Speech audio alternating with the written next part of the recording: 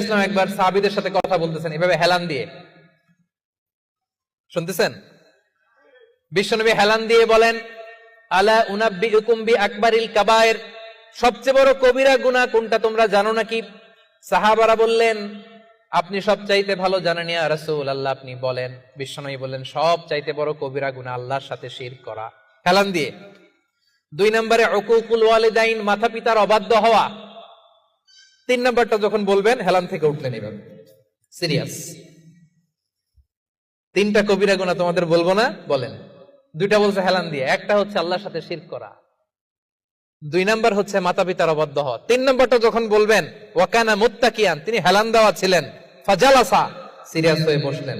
এরপরে বললেন, আলা ওয়া কওলু যুর, আলা ওয়া শাহাদাতু যুর, সাবধান, মিথ্যা বলো না, মিথ্যা সাক্ষী দিও না, মিথ্যা সাক্ষী দিও না, মিথ্যা সাক্ষী দিও না। বিষ্ণুবী বলতেই লাগলেন, কতবার যে বলছেন তার কোনো হিসাব নাই। কোন সুবহানাল্লাহ।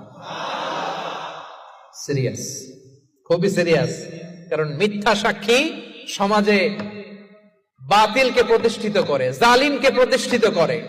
মিথ্যা সাক্ষী সমাজে অন্যায়কে প্রতিষ্ঠিত করে। চিল্লায় বলেন ঠিক কিনা?